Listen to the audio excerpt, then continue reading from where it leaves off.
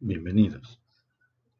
En la sesión de hoy vamos a hablar sobre qué es la comunicación, pero especialmente quisiera que habláramos de qué no es la comunicación.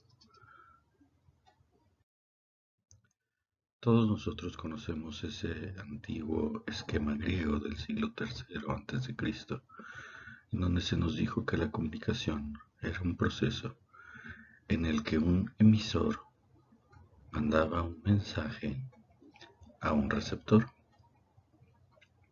Creo que todos conocemos este viejo esquema, emisor, mensaje, receptor.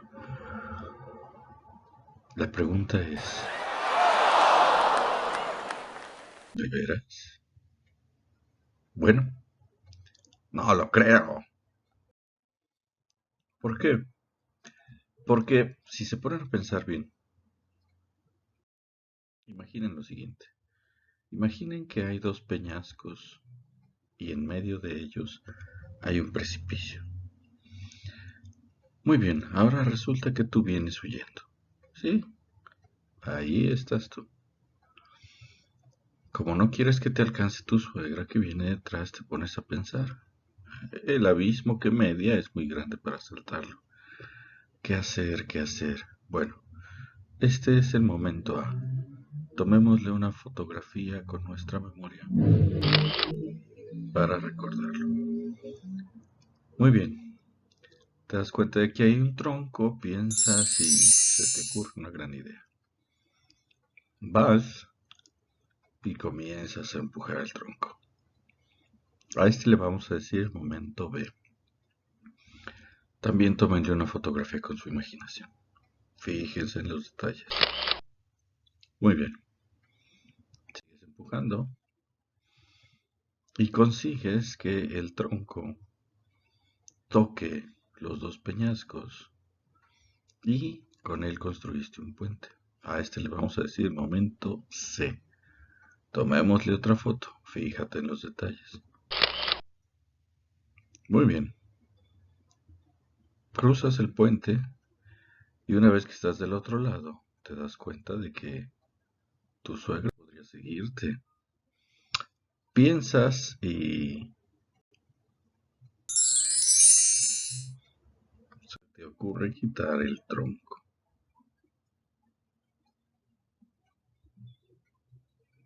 Muy bien. A este le llamaremos el momento D. Le tomamos una foto y estás libre para huir.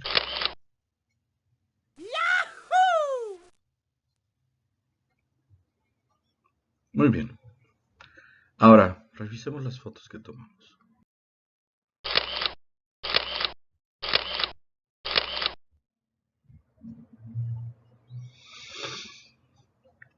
Aquí hay cuatro momentos, ¿sí? En el primer momento están el peñasco verde y el peñasco rojizo y están completamente separados. En el momento B, desde el peñasco verde empieza a emerger un tronco. En el momento C están los dos peñascos tocando el tronco. Y en el momento D, el tronco está en el peñasco rojizo. La pregunta es, ¿dónde está presente el esquema emisor, mensaje, receptor? Les doy una pista, vean los colores, les pueden ayudar. Efectivamente, todo el proceso. En el momento B, por ejemplo, podríamos decir legítimamente que el primer peñasco, el peñasco verde, está emitiendo un tronco.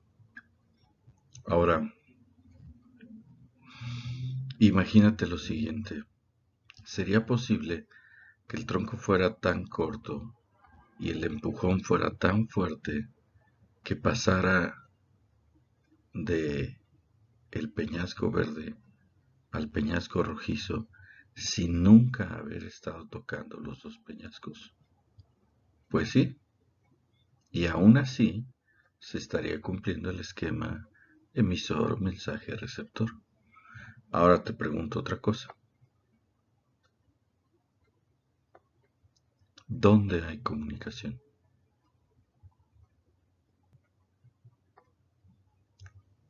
Efectivamente, solo en el momento C podemos decir que los dos peñascos se encuentran comunicados.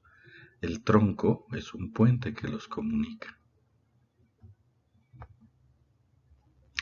Entonces, ¿qué es lo que simboliza el esquema emisor-mensaje-receptor? Pues simboliza el traslado, no la comunicación. Piensa en el ejemplo que te puse antes.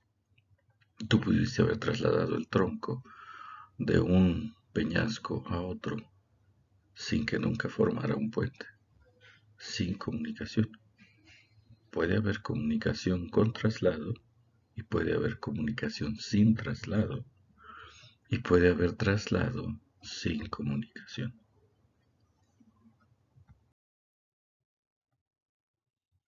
Entonces, ¿qué significa comunicación? Bueno, te la pongo muy fácil. Vámonos a la etimología. Comunicación significa poner en común. Parece que es una definición muy vaga, pero la comunicación es eso, solo eso, pero también nada más y nada menos que eso, que ya es bastante decir. Vamos a ver otro ejemplo. En este modelo de David K. Berlo, este esquema de emisor, mensaje y receptor llegó a un grado de complicación enorme. Entonces se decía que, por ejemplo, la fuente tiene habilidades, que la fuente tiene actitudes, que la fuente tiene conocimiento, que la fuente tiene un sistema social, que la fuente tiene cultura. Y eso mismo se reconocía en el receptor. Y en el mensaje, dentro del mensaje, iba viajando el contenido y el tratamiento y el código. Imagínate, en el mensaje viaja el contenido como si fuera Aladino viajando en su alfombra. Ojalá se pudiera, pero no es así. En estas imágenes que tú ves y en estos sonidos que estoy haciendo con mi voz, no hay ningún mensaje. Es decir, las ideas que yo tengo no están viajando a través de la presentación. Tú oyes los ruidos, ves las imágenes y tú produces las ideas, pero no es mi idea que viaja y llega a ti, es tu idea que se produce. Les pongo un ejemplo.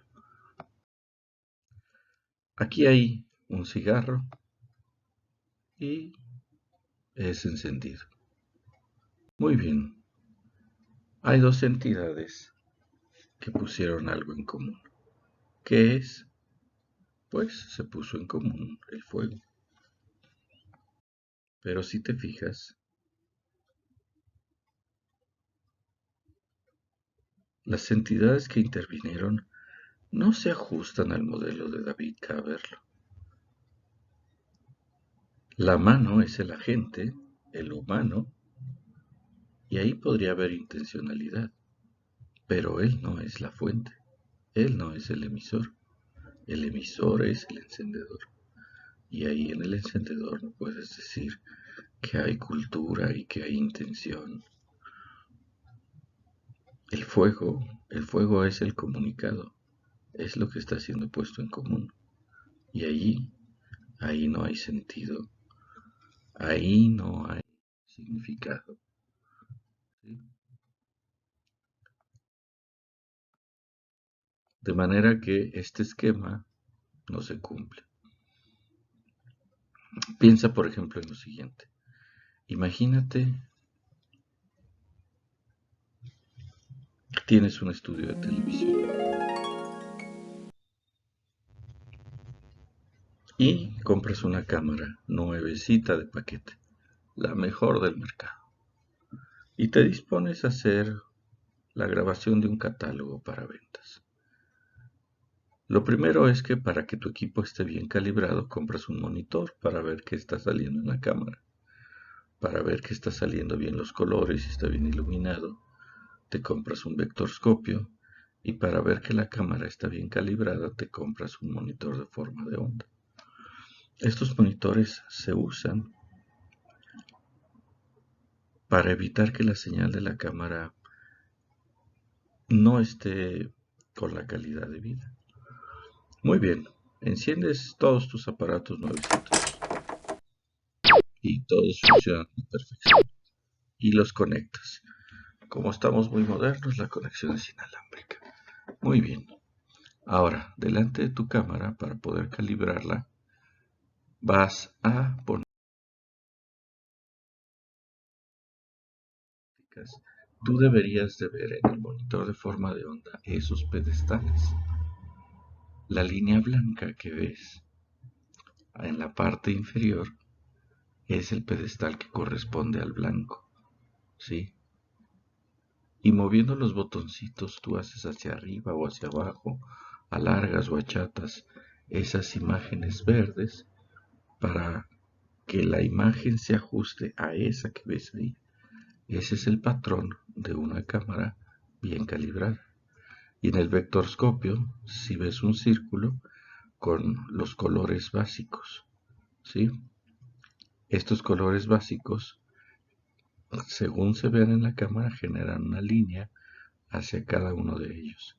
Esta es la imagen que se debe de ver cuando tienes bien calibrada tu cámara. Es decir, si tú pones las barras cromáticas delante de la cámara, se debería de ver esto en el monitor, las barras cromáticas. Se deberían de ver estas líneas en el vectorscopio y estas otras líneas en el monitor de forma de onda. Tú podrías decir, pero ¿cómo?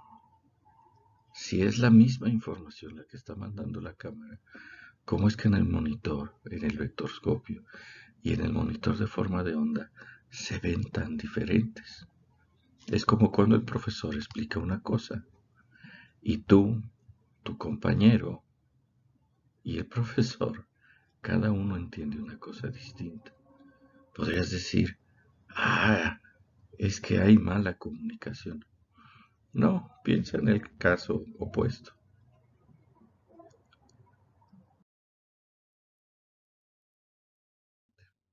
Vamos a poner un jarroncito. En el monitor se tendría que ver el jarrón, en el vectorscopio se tendría que ver una mancha corrida entre el azul y el cian, y en el monitor de forma de onda se verían estas manchas que corresponden a una imagen muy clara, muy iluminada. La verdad es que estos aparatos ya casi no se usan por separado. Normalmente hay programas de computación que los incluyen, pero se siguen necesitando para calibrar bien la cámara. Bueno, como sea, ¿qué pasaría si los tres aparatos te mostraran la misma imagen?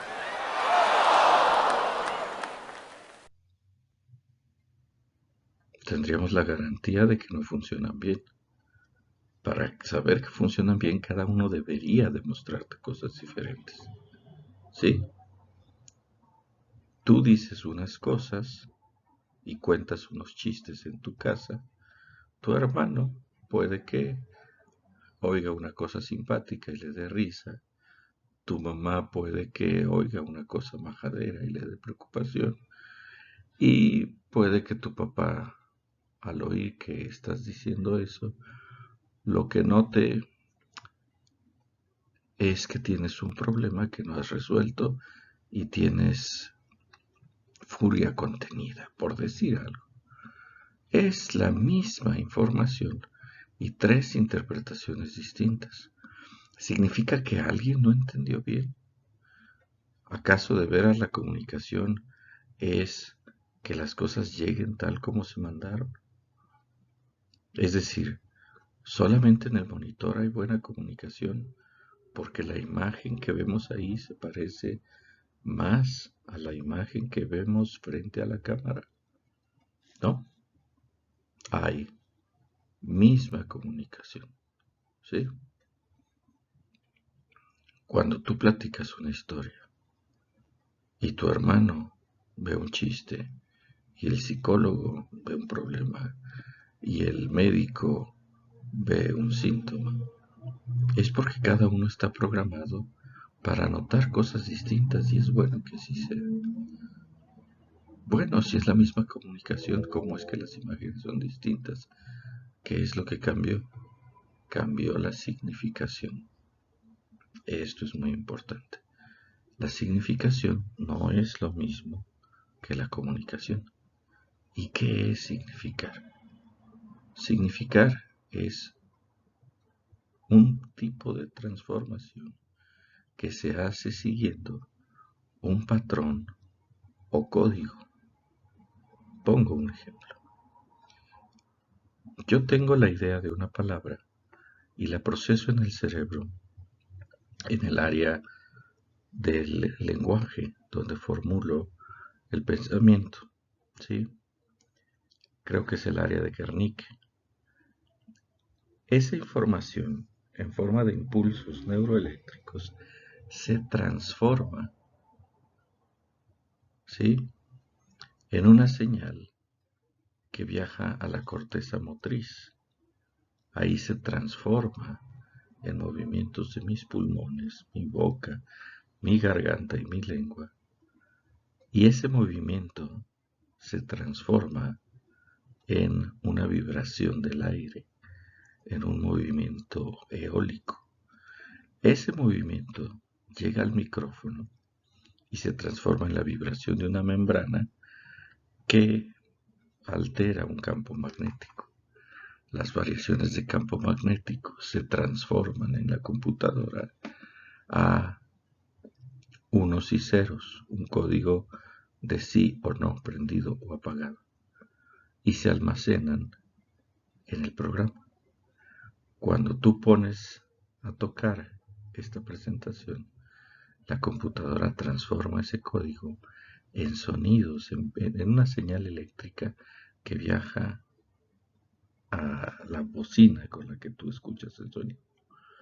Y esa señal eléctrica se convierte en un campo magnético y el campo magnético hace vibrar un imán y una bobina que a su vez ese movimiento mecánico se transforma en la vibración de una membrana y esa vibración mecánica se transforma en el movimiento del aire, que es un movimiento eólico, y el aire vibrando llega hasta tu oído.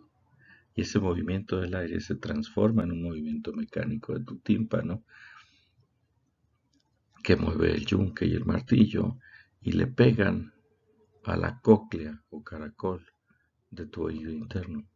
Los golpecitos en el caracol hacen que el líquido que está dentro se mueva y de ser un movimiento mecánico se transforma en un movimiento hidráulico. Ese movimiento hidráulico mueve unos pelitos dentro del caracol que tienen un nervio en la base. Y entonces ese movimiento hidráulico se transforma en el movimiento mecánico de los cilios sensoriales. Cada uno de ellos activa el nervio que va detrás y entonces ese movimiento mecánico se transforma ahora otra vez en una señal neuroquímica. Esa señal viaja a tu corteza perceptual y de ahí se transforma en una imagen acústica, es decir, hasta entonces el sonido. Ese sonido es reconocido por tu área de Broca y se transforma en palabras. Y entonces tu corteza frontal transforma las palabras en significados. Si te fijas, es una cadena larguísima de transformaciones. Una cosa se convierte en otra y es en otra y es en otra y es en otra. Puede ser enorme la cadena de transformaciones. No nada más una, ¿sí? Aquí en el ejemplo de la cámara, la imagen es transformada por la cámara en una señal eléctrica y la señal eléctrica es transformada por los distintos monitores en una imagen, ¿sí? Digamos que hay menos transformaciones o es una cadena de transformaciones menos larga, pero sigue siendo una cadena de transformaciones. Transformar no es lo mismo que trasladar y trasladar no es lo mismo que poner en común. Así pues, vemos que en la comunicación hay muchos elementos que la componen, pero básicamente quiero que nos fijemos en tres, ¿sí? El primero es el de las transformaciones. Este hombre de aquí es Yuri Lotman, un teórico soviético que hizo una teoría que se llama... Ah, ya se me hacía conocido. Hizo una teoría que se llama la semiósfera. La semiósfera es como la atmósfera de los signos en la que nos movemos los seres humanos. Para Yuri Lotman, lo más central de la semiósfera es que consigas traducir las cosas, es decir, que las transformaciones significativas que yo hago tengan un equivalente en las transformaciones significativas que tú puedes hacer. Para Yuri Lotman, el secreto de del entendimiento entre los seres humanos a través de los signos, el secreto está en la traducción, encontrar una traducción correcta. Si yo hablo en un idioma que tú no conoces, entonces no nos entendemos, por más claro que crea que yo estoy explicando. Muy bien, ya casi para terminar. En la manera en que los humanos buscan poner en común los contenidos de su mente intervienen tres factores: el qué, el cómo y el para qué. Primero, el fenómeno físico de poner en común la percepción sensorial de alteraciones en fenómenos o entidades físicas, ya sea mediante producción, exhibición o circulación, al que le denominamos información. Fíjate bien, en la comunicación, lo único que es sujeto a ser trasladado es este ámbito, el físico. ¿Sí? Yo altero los unos y ceros en el programa de PowerPoint. Le paso esas alteraciones a tu computadora y tu computadora te las muestra como manchas negras y verdes sobre un fondo blanco, ¿sí? Entonces tu pantalla tiene una alteración física, está mostrando una imagen. O si yo tallo un tronco, o esculpo una piedra, o mancho un papel, o rayo en un pizarrón, o mando señales de humo, o hablo, o grito, o canto, lo que estoy haciendo es que la superficie del tronco, o la superficie de la piedra, o la quietud del aire, se vean alteradas, ¿sí? Yo hago una alteración significativa en algo que tú puedes percibir. Y esa cosa que tú puedes percibir, el papel impreso, el PowerPoint de la computadora, la piedra labrada, ¿sí? Yo lo produzco, ¿sí? Por ejemplo, Miguel Ángel labra el David, ¿sí? Y es ese.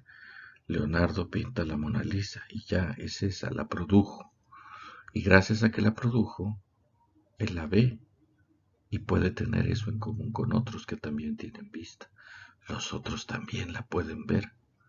Allí en la producción no necesariamente hay necesidad de traslado, pero también puedes exhibir la cosa, ¿sí? La mueves a un lugar a donde la ve la gente o la gente se mueve para percibir la cosa. Ahí sí hay traslado. O circulación, ¿sí? Haces que la cosa ahora sí se ande trasladando, ande viajando. Entonces, por ejemplo,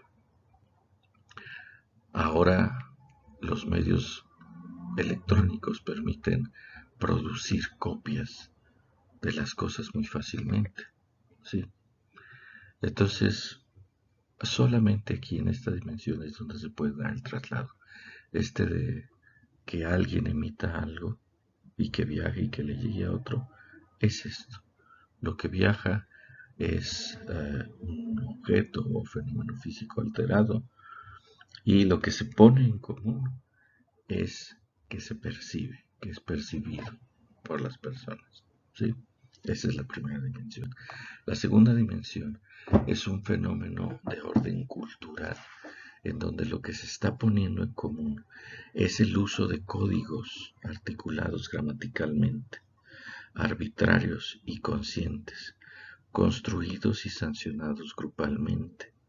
Esto tiene que ser mediante la imposición, la asunción o la negociación, y a esto se le denomina significación. Ahora,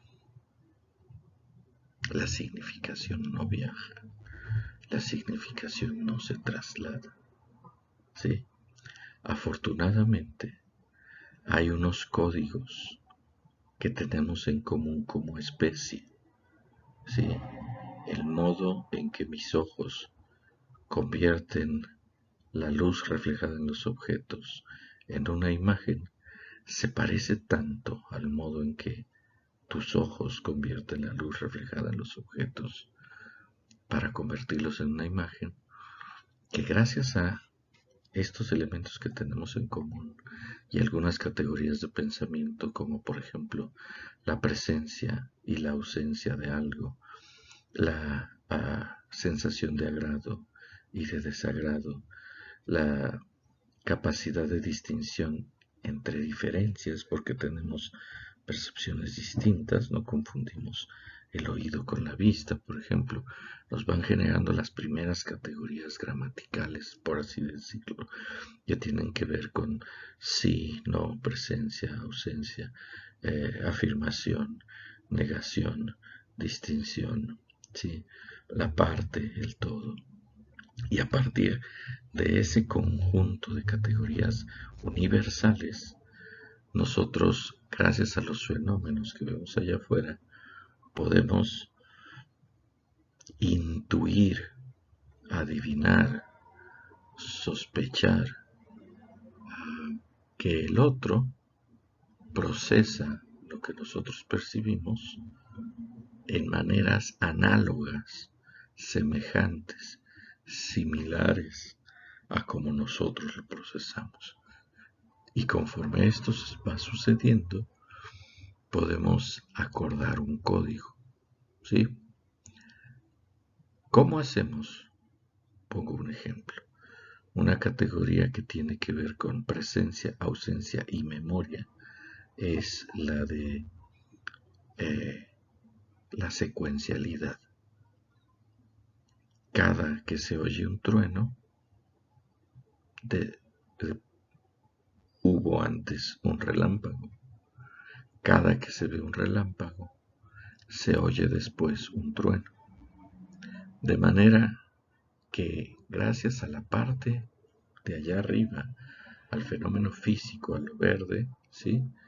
Tú lo percibes, pero gracias a las categorías de transformación de los datos que tenemos adentro de nuestra cabeza, ¿sí? Como el percibir, el recordar, el organizar en secuencias temporales, nosotros aprendemos que una cosa está vinculada con la otra y generamos ahí una relación de primero y después. Y entonces yo puedo entender que si veo un relámpago, ahí viene el sonido del trueno. Si yo veo un relámpago muy fuerte y me tapo los oídos, ¿sí? Tú también me puedes ver.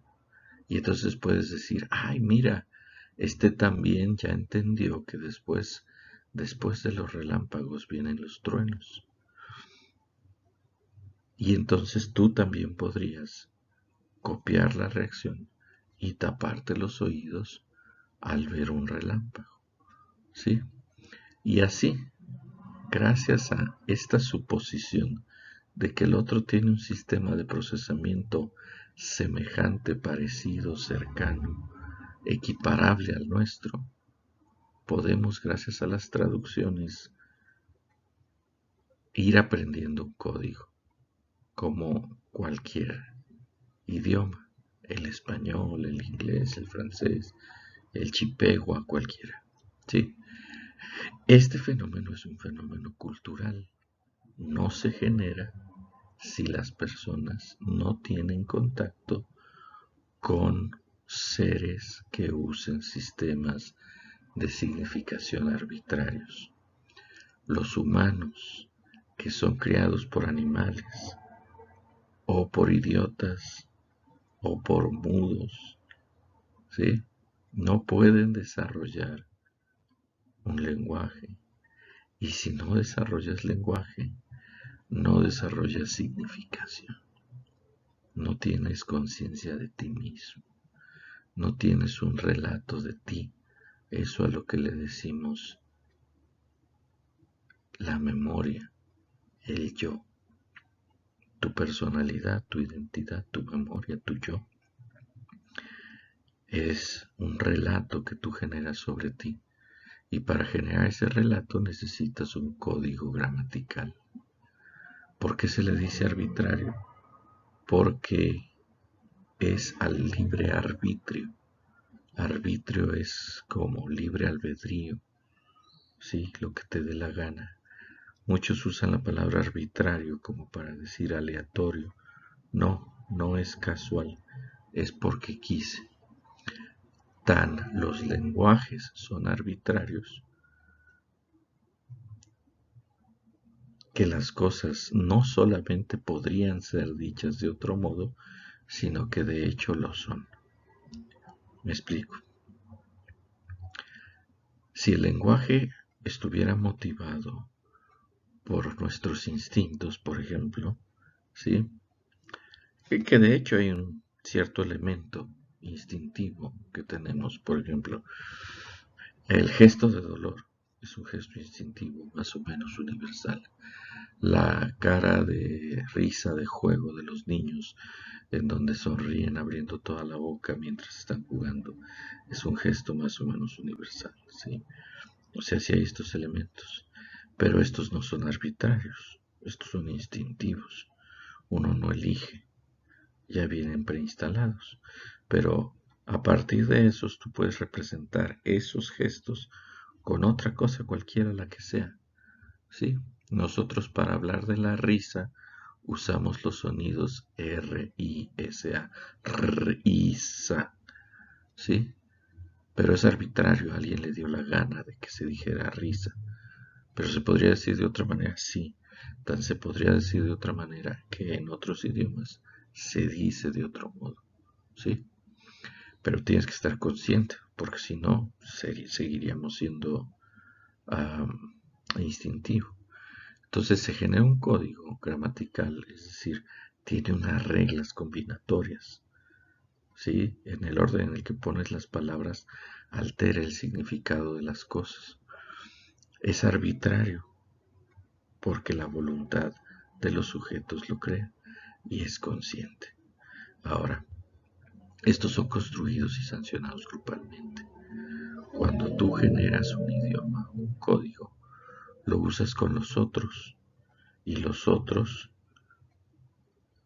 en la medida en que te permiten o te responden o te entienden, te van diciendo cómo sí y cómo no se habla en ese código o cómo sí y cómo no se escribe o se usa el código del tipo que sea, ¿sí?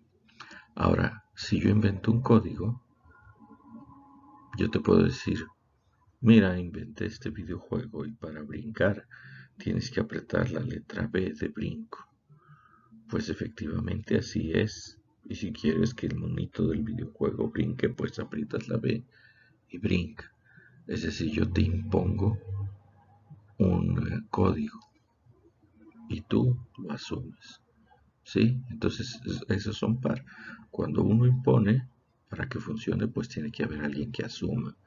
Ahora vamos a suponer que yo te quiero imponer algo que no te parece muy bien. Tú me dices, oye, pues mira, yo soy un gamer y estoy acostumbrado a que para brincar uso más bien la barra espaciadora y ya tengo el hábito y ya desarrollé unos reflejos muy rápidos en el pulgar. No podría ser que reconfiguraras el teclado y le pusieras en la barra espaciadora.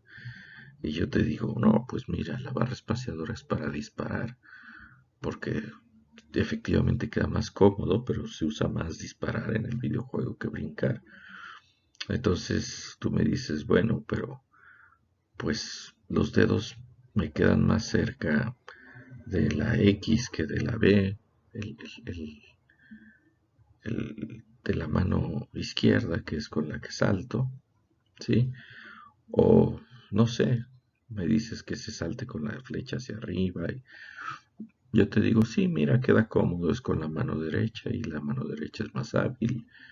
Y entonces ahí hay una negociación, ¿sí? Tú le dices a alguien como en plan de complicidad, oye, te quiero avisar si se va a hacer o no se va a hacer la fiesta sorpresa de fulanito, pero ¿cómo hago para avisarte cuando me llegue el mensaje si va a estar él presente y no quiero que sepa? Y entonces él te puede decir, pues, di que tienes mucha comezón y yo ya entiendo que sí se va a hacer. Y el otro te puede decir, ay, sí, van a decir que estoy piojoso, mejor, ya sé, mejor me paro y bostezo, ¿sí? Y tú podrías decir, no, pues en vez de piojoso vas a parecer flojo, y etcétera. Lo puedes negociar, el significado se negocia. Y esa es una de las cosas centrales de la comprensión cultural de los fenómenos comunicativos hoy en día, la negociación del significado. La manera en que vamos usando las palabras va cambiando conforme el tiempo. ¿Por qué? Porque yo uso una palabra de un modo nuevo que me da la gana, arbitrario, y en la manera en que el grupo me sanciona, festejándome la ocurrencia, repitiéndola, usándola, ¿sí? El lenguaje va cambiando poco a poco. Por ejemplo, el modo en que hablaban tus abuelos y el modo en que habla tu generación ya no es igual. ¿Por qué? Porque el significado se ha ido negociando. Por ejemplo, quemar un disco no significaba lo mismo para tu abuelo que para ti. Ah, Ir a un antro no significaba lo mismo para tu abuelo que para ti. En tiempos de tu abuelo, un antro era local, un local de mala muerte, un tugurio, ¿sí? Y ahora para ti un antro es un centro nocturno donde ponen música estridente y venden bebidas alcohólicas. O por ejemplo, no significa lo mismo para la generación de tus abuelos y para la tuya una expresión como clavarse un puñal. En la época de tus abuelos significaba una muerte terrible y ahora significa una vida loca, ¿no? Si no, pregúntale a Ricky Martin. Eh, entonces, aquí es muy importante, ¿sí? Se construyen códigos y estos códigos se van negociando y tener poder de negociación simbólica es tener poder social. En la sociedad el poder se mide por la capacidad de hacer que los signos que uno usa valgan para los otros, como los billetes, por ejemplo, o los cheques, o los vales de despensa. Yo estoy generando una representación y en la medida en que los otros la aceptan, voy teniendo más poder social. Pero es importante, es muy importante. Esto solamente puede ser dado gracias a una, que tenemos un paquete instintivo en común desde antes, y dos, que físicamente hacemos esta puesta en común de alteraciones en fenómenos o entidades físicas. Sí, sí que espero que haber quedado claro hasta aquí. Y la tercera y última es que hay un fenómeno de orden individual que tiene que ver con la intención del sujeto, la conciencia, las ganas que tiene. Y esta es posible gracias a las otras dos. Cada una se sostiene con las otras, ¿sí? Es decir, ah, vamos a suponer que tu mamá te lleva a una fiesta. Y ahí afuera de donde es la fiesta están tus amigos y los ves y le dices a tu mamá, aquí es, aquí me bajo. Y te bajas del coche, ¿sí? Y tu mamá ve a tus amigos. Y ahí entre tus amigos hay hay un emo, hay un buchón, hay un hipster y hay un punk, ¿sí? Si tu mamá no tiene los códigos culturales, ella no ve a un hipster aunque lo tenga delante. Ella ve a un muchacho vestido como Mauricio Garcés. Ella no ve a un punk, ve a un fachoso, ¿sí? Entonces los códigos culturales es un nivel distinto que la percepción física. Yo puedo ver algo igual que como tú lo ves y que para mí signifique una cosa distinta. Tenemos la misma información, pero distinta significación. Y por último, el sentido es como la última vuelta de la tuerca, es el nivel que tiene que ver con la intencionalidad, el para qué, ¿sí? Entonces, por ejemplo, tú puedes escuchar algo y tener la información, interpretarlo y tener una significación correcta. Y una persona junto a ti puede tener la misma información y la misma significación, ¿sí? Por ejemplo, podrías mostrarle esta presentación a la persona que vive en la misma casa que tú y aunque entiende, ve las cosas y oye las cosas igual que tú, le llega la misma información y aunque entiende las palabras y entiende los conceptos, es decir, tiene la misma significación, para ti el sentido es estudiar una carrera, para ti el sentido es dominar una habilidad que te apasiona y que te da profesionalización, mientras que para el otro el sentido puede ser acompañarte, curiosear, ¿sí? A ti te puede parecer apasionante la teoría comunicativa y al otro le puede parecer enfadosísima. En el texto que les puse ahí pongo el ejemplo de un espía, ¿sí? Un espía que capta información del enemigo, descifra el código y entonces tiene la misma significación, pero quiere la información exactamente para lo contrario que el enemigo, ¿sí? Bueno, estos son los tres niveles. Ahora, mira, me gusta representarlos con esta figura que usa Jacques Lacan. La usa mucho, se le dice nudo gordiano, ¿sí? Y esta figura es muy interesante porque elige dos círculos, los que tú quieras, los que tú quieras. Ignora el otro círculo y te vas a dar cuenta de que esos dos círculos que tú elegiste no están enlazados, solamente está uno arriba del otro. Cambia de círculos, elige otros dos. Bueno, tienes que mantener uno, pero deja uno y elige otro. Y cualquier par que elijas no están enlazados, pero se enlazan gracias al tercero. Más o menos así funciona nuestro sistema comunicativo. Sí, tenemos estos tres niveles: el físico, en donde es posible el traslado; el cultural, en donde es posible la codificación, de hecho es necesaria, es indispensable; y el individual, el interno, en donde es posible el sentido, la comunión, estar en armonía con el otro, ¿sí? Entenderse cabalmente. Entonces eso de emisor, mensaje y receptor, ¿sí? Es una parte muy pequeñita que explica muy poco. Mejor, mejor piénsalo así como el nudo borromeo.